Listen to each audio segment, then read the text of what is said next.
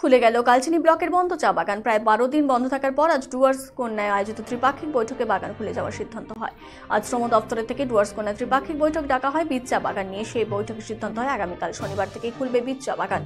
এদিন বৈঠক বাগানের সবকটি ট্রেড ইউনিয়নের কেন্দ্রীয় নেতৃত্ব এবং চা শ্রমিকরা উপস্থিত ছিলেন। বাগানের শ্রমিকদের দাবি দাওয়া নিয়ে শীঘ্রই আরেকটি ত্রিপাক্ষিক বৈঠক আয়োজিত হবে বলে সিদ্ধান্ত হয় আজ।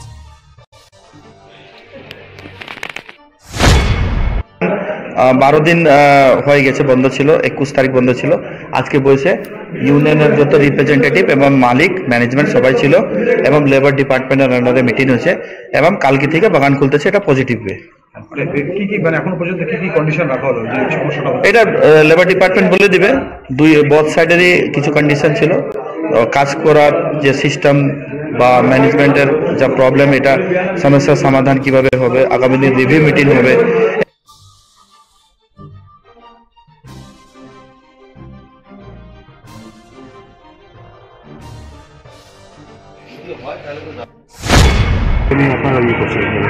শ্রমিকরা খুশি মানে কি, বাগান একদিনও বন্ধ থাকলে সবাই তো দুঃখিত হয়ে চিন্তায় পড়ে যায়।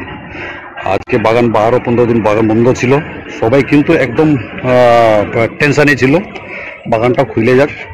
তারপর ম্যানেজারকে অ্যাকসেপ্ট করার মতন কোনো কথাই ওরা মানার জন্য রেডি ছিল না।